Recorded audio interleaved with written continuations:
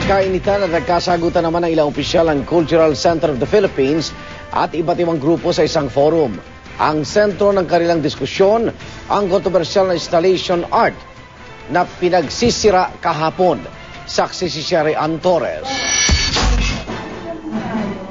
Sa sigawan na uwi ang talakayan ng mga opisyal ng Cultural Center of the Philippines at iba't ibang grupo, kaugnay ng kontrobersyal na installation art na pinamagatang politeísmo ng artist na si Medeo Cruz. Kahapon kasi dinatnan itong sira-sira at may vandal. Di pa natutukoy kung sino ang may gawa nito. 32 alagad ng sining ang nakikiisa ngayon dito sa CCP Dakdakan Kulo sa may Cultural Center of the Philippines. Pero sa hilerang ito, isang Medeo Cruz na may gawa ng politeísmo ang umagaw ng atensyon ng marami. Ang paniniwala ng marami, sinagasaan daw ni Cruz ang kanilang pananampalataya. Bago pa man magsimula ang forum, may nagbanta ng idedemanda si Cruz. This is trash. This is not art at all. There was a group that is already moving for filing a criminal case against this. At sa mismong forum, inulan ng mga galit na komento ang mga opisyal ng CCP dahil sa pagpapahintulot nila sa exhibit. Pero itong ginawa ninyo dito, kabastusan, kalaswaan, mahiya kayo! Being offensive to religion is an act that is punishable by the revised penal code.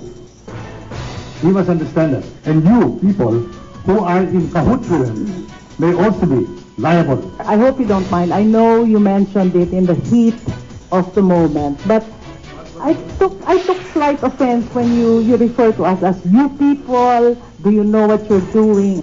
That's why I said you people. Who else are we talking about? You people. Who else?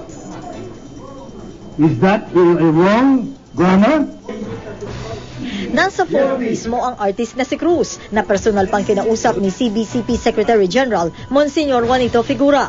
Hindi ko kayang kontrolin kung ano ang magiging interpretasyon niyo dun sa trabaho ko.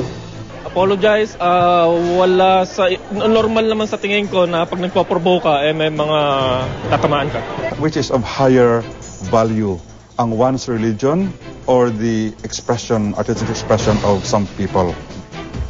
Pero sa hanay mismo ng mga alagad ng sining, hati ang kanilang pananaw sa kontrobersyal na installation art. I'm speaking on behalf of myself. I was also offended. I'm also a Christian, I'm also a Catholic. Artists and cultural workers from the concerned artists of the Philippines raised their voices in support of Medeo Cruz, whose work, politeísmo, is now the subject of attack by religious authorities and their organizations. We support the CCP. Wala pang desisyon ng CCP kung tatanggalin ang kontrobersyal na obra. Pag-aaralan daw muna nila ang lahat ng posisyon bago magdesisyon. Ako si Sherian Torres, ang inyong saksi.